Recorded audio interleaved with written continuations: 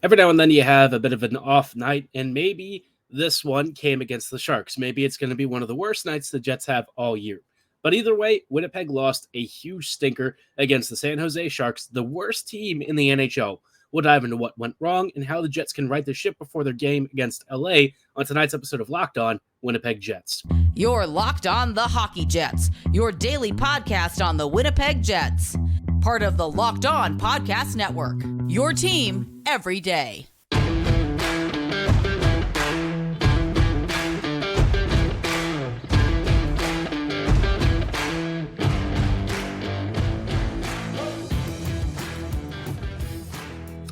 Hello, friends, and welcome to tonight's episode of Locked On Winnipeg Jets, part of the Locked On Podcast Network, your team every day. I'm your host, Harrison Lee, an avid Winnipeg Jets fan and an online blogger. You can follow me on Twitter at HLivingLoco and at LO_Winnipeg Jets. Thanks for making Locked On Jets your first listen of the day every day. If you like what you're hearing, be sure to like, follow, and subscribe on all of your favorite podcasting platforms and YouTube. Doing so, of course, is always free of charge and ensures you never miss another episode. Most of all, though, we just love and appreciate your support. Tonight's episode is brought to you by Game Time. Download the Game Time app, create an account, and be sure to use promo code LOCKEDONNHL for $20 off your first purchase. Stay tuned to hear more about how Game Time can save you time and money buying your favorite event tickets. Now, like I said, last night was, it was not a movie, right? It was a movie if you're a Sharks fan, not so great if you're a Jets fan. Winnipeg played a pretty bad first period, which we talked about, and then the Jets did, in fact, wake up for the rest of the game against the Sharks. But the problem with this one was that, the Jets went behind early, and it took them a lot of effort to try and claw their way out of a deficit against the Sharks team that is last in the league in almost every statistical category. And thanks to this win for San Jose, they're no longer last in the NHL in the standings. So, yay, I guess, for the Sharks. Terrible for the Jets, though, and I think this is one of those games where, even with Kyle Connor sidelined, you just have to beat the Sharks, right? San Jose has recently had some games where they've come back and almost embarrassed a number of pretty decent teams, like, the Vegas Golden Knights. They embarrassed the Red Wings. So, they're not going to sit there and just take it, right? They've actually been pretty proactive. They've come back in these games, and they are a team that will fight. But you cannot let yourself get outplayed by a team because I don't know if the Jets were not taking them seriously or trying to conserve energy for the LA game, but you have 2 points available to you, and Brossoit put up an amazing performance, and it feels like the Jets just wasted it. They had 5 power plays, and they scored on 0 of them. The even strength finishing was almost non-existent, and Winnipeg just wasn't all that dangerous for much of the game.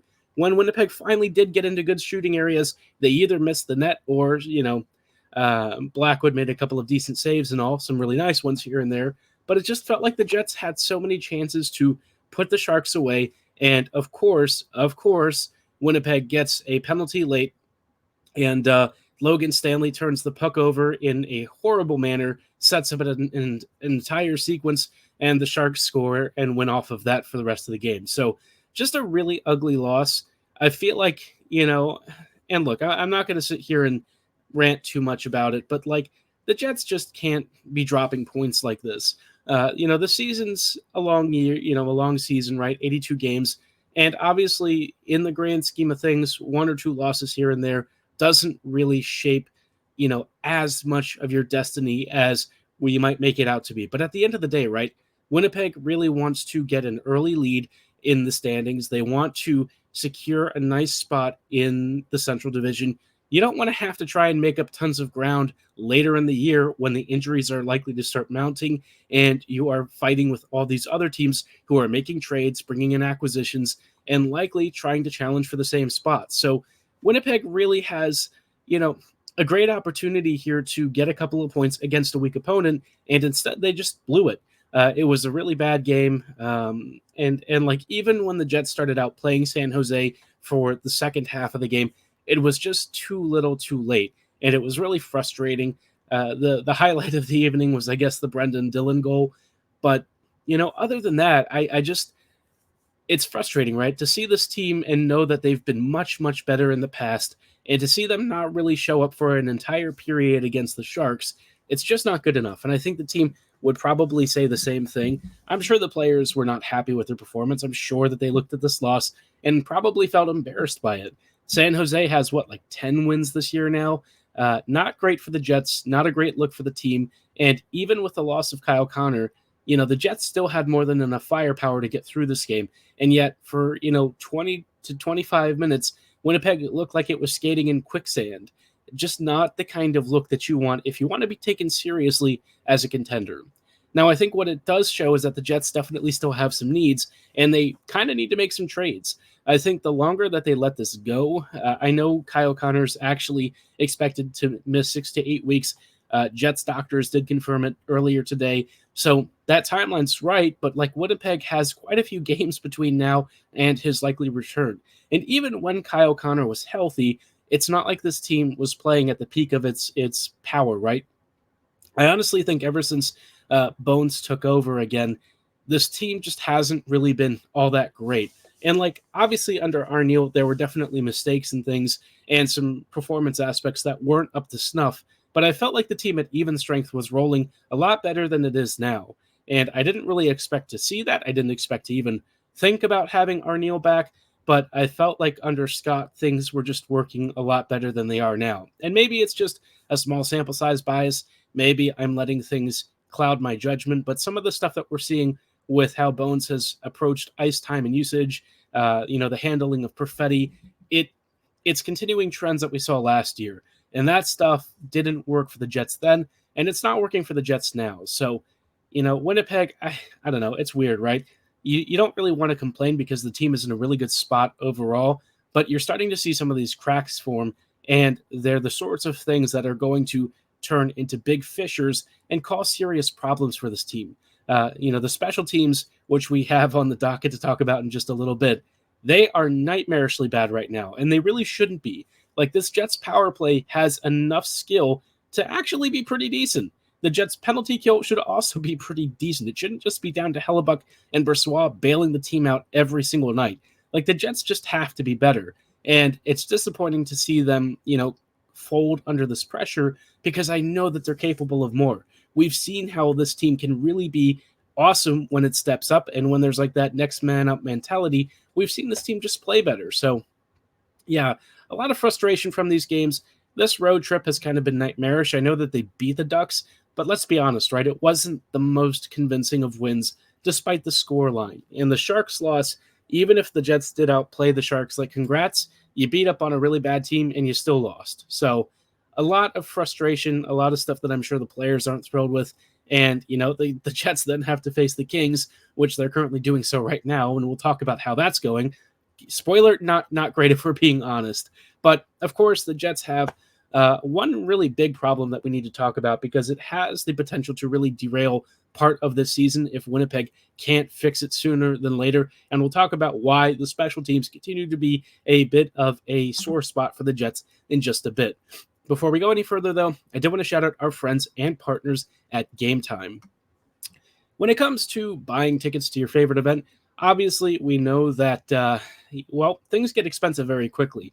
You buy tickets and you think to yourself, well, I'm getting a great event. I'm going to see my favorite band or my favorite sports team. But guess what? That $50 purchase might turn into $100 real quick with hidden service charges and all sorts of add-on fees. Game Time knows all of the pain and suffering that you've gone through, and they want to offer you a great alternative.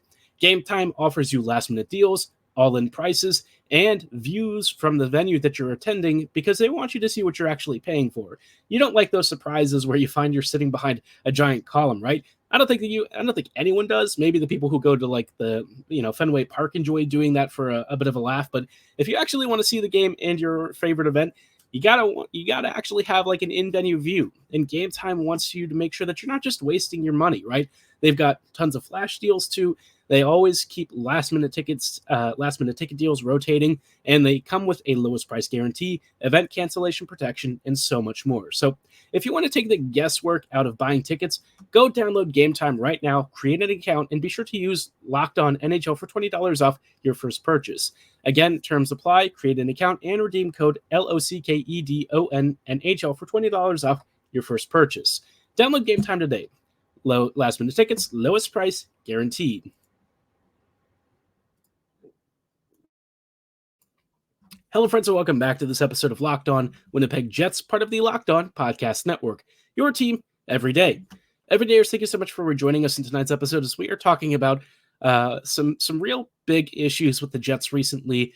And, I don't want to overstate things, but obviously I think we're seeing some cracks where maybe some of the scoring talent and some of the top six performances were masking these issues from before. And now that Kyle Connor's gone, things are starting to unravel slightly. Not to a level where I think it's like panic time, but enough to say, well, the Jets still have a lot of work to do and they need to make some deals.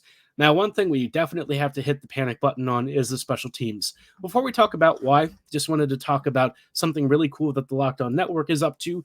We have launched the first ever national sports 24/7 streaming channel on YouTube. Locked On Sports Today is here for you 24/7, covering the top stories from around the leagues. And, they feature our local experts and our national shows, giving you all of the stories of the day. So go to Locked On Sports Today on YouTube and subscribe to the first ever national 24/7 streaming sports channel. Now, coming back to the Jets, I know that we've talked about the power play a number of times this year, and honestly, not just this year, past seasons too. For one reason or another, the Jets just continually have crap special teams, and I hate to use it in such a crass way, but I feel like we just have to be honest about it, right? The power play is inexcusably poor, and I say that as having seen what this Jets power play was a few years ago. It was an unholy menace. We all remember that when the Jets were good, this power play literally just dissected teams. It was like it wasn't even fair. Winnipeg could piece apart almost any PK diamond with ease, and it wasn't even a question. You saw the Jets power play out there. You figure 1 out of every 3 times they were scoring. They were that good. They were scary to teams. And then you factor in the fact that at even strength, they were a monster. This team basically had everything at one point. And now, at even strength, they're reasonable, sometimes really good, but recently not quite as effective. But the special teams, man, holy mercy, have they fallen off in a big way. The power play is, for me, one of the worst things that I see on a routine basis. The Jets' power play, for one reason or another, just doesn't seem to work. I think one issue we see is Morrissey at the point is just not really rotating the puck fast enough. And I feel like when we see him working on the perimeter, especially at the blue line area, I almost want him to go back to the half wall, which sounds really weird because that was kind of a silly experiment, not one that I would say was the most successful.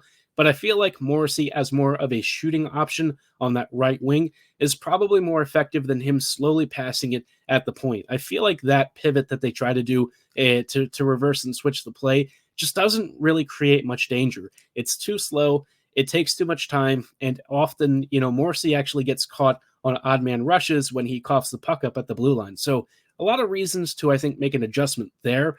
As to who you would probably put up at the blue line, I guess you could try Ehlers. He does make some really risky passes, so I don't know if that's necessarily the best choice. But if you're looking for somebody who can create space and start overlaps and rotations and create chaos and disorder with PK diamonds, Ehlers is probably your most disruptive player right now. I also kind of wonder about maybe going back to having Scheifele in the slot.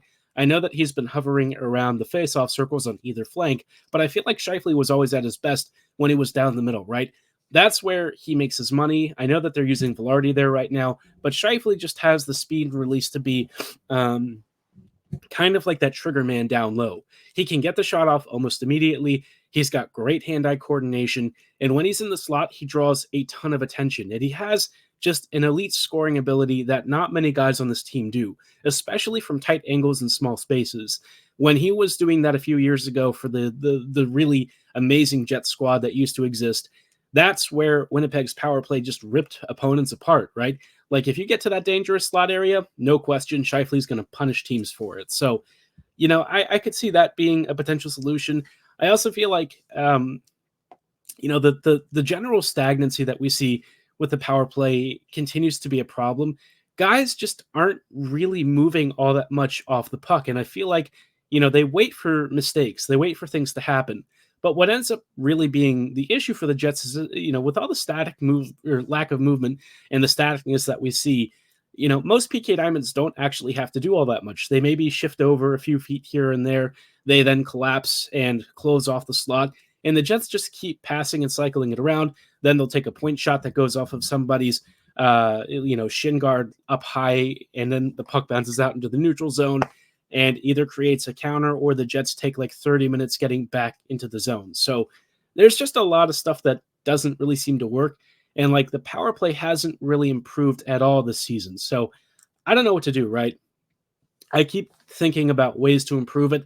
And instead, the Jets power play just remains the same as it ever was. And it's a shame because I know this team has more than enough skill to make this a really, really dangerous weapon. And honestly, when you're not finishing well at 5v5, you have got to have that power play rolling. It is like your saving grace. It is your trump card in so many scenarios. And like the PK is not good, right? The PK is still conceding goals. That's going to be something that we even talk about on, this Kings game from the first period tonight. But like, it is what it is, right? I would rant about it more, but we've already spent so much time over the years talking about special teams.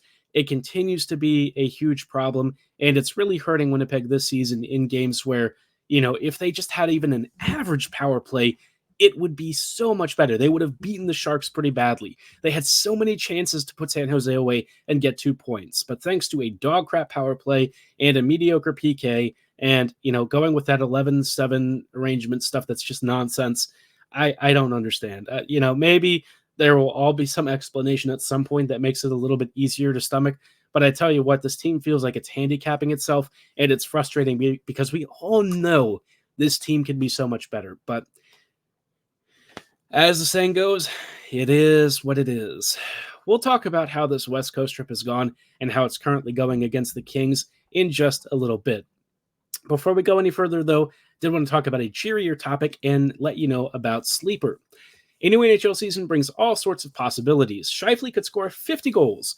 The Jets could hoist the Stanley Cup. And you could win big by playing daily fantasy hockey on Sleeper, the official daily fantasy app of the Locked On NHL Network. Sleeper is our number one choice for daily fantasy sports, and especially hockey, because with Sleeper, you can win 100 times your cash in daily fantasy hockey contests.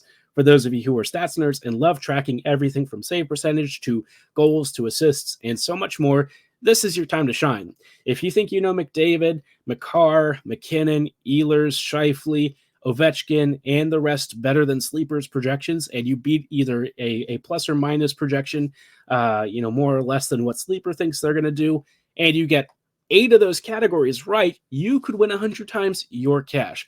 8 stats categories, pick correctly, 100 times your cash. What are you waiting for? Start paying attention and nail your picks so you can start winning big with Sleeper. Use promo code LOCKEDONNHL and you'll get up to a $100 match on your very first deposit. Terms and conditions apply. Again, that's code LOCKEDONNHL. See Sleeper's terms of use for details and locational availability. Hello, friends, and welcome back to these closing thoughts on tonight's episode of Locked On Winnipeg Jets, part of the Locked On Podcast Network, your team every day. Every day, thank you so much for rejoining us in these closing thoughts of tonight's episode as we talk about what has kind of been a bit of a nightmarish trip for the Jets, right? The West Coast swing has been awful for Winnipeg. They lost to the worst team in the NHL in the Sharks. They lost Kyle Connor, even though they beat the Anaheim Ducks. And it could have been worse with Connor, right? It could have been for the season or just maybe a 3 or 4 month gap, only a month and a half to 2 months at the high end. So yay, I guess. But by the same token, right, I think this trip is really showing how fragile this team is and how few injuries they really can afford.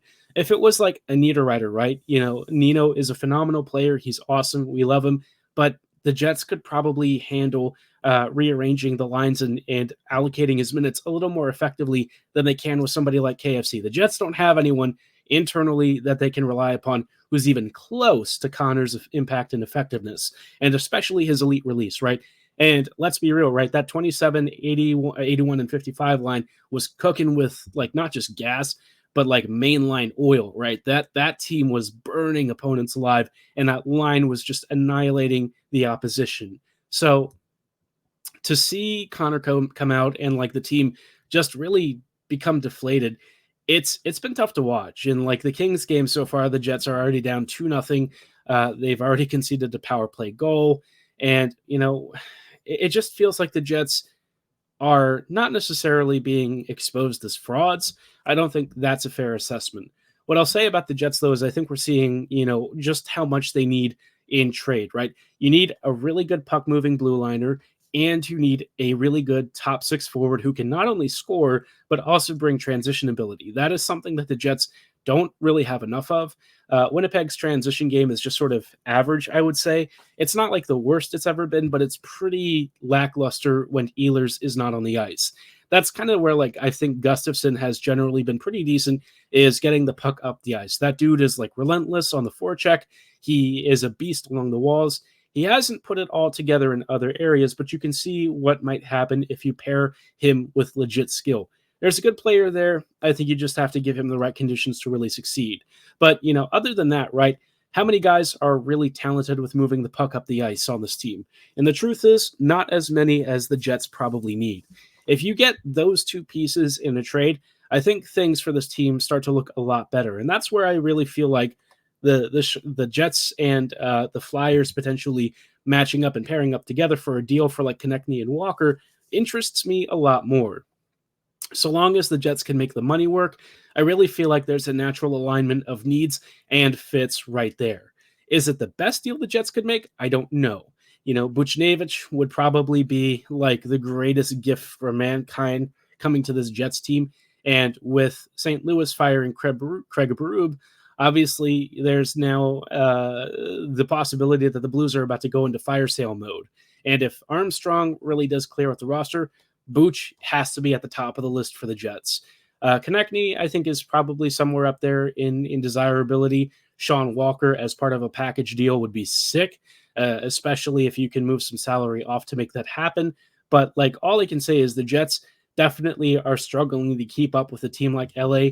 I think this game has unfortunately shown some rough stuff for the Jets here and some things that I think Winnipeg is not going to love in terms of them looking slow and the Kings looking fast. And, look, you can complain about the call that led to the first goal on the power play. You can complain about Hellebuck maybe not being as sharp on the second goal, but the reality is the Jets have been being, are being outplayed, right? That's kind of the bottom line. Winnipeg hasn't been that great, and it's continuing a trend of not great play recently, especially coming off of the heels of a bad Sharks loss. And like I get that it's consecutive nights of play, and obviously LA is not, the shortest jaunt from Winnipeg, right? You go from San Jose to LA after having had quite a big flight to the Sharks arena, but it's just, yeah.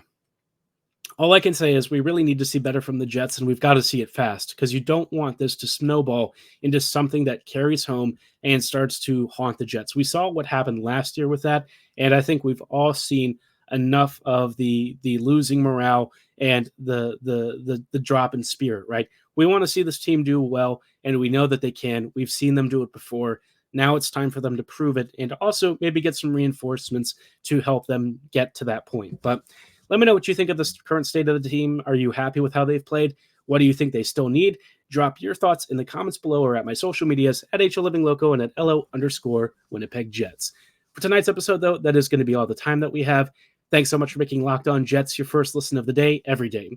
Come back here tomorrow with some closing thoughts on the game against the Kings, and hopefully I get to report a victory. It'd be nice for once, right? But like I said, that's all the time that we have. Thanks for listening. Have a great night, and go Jets go.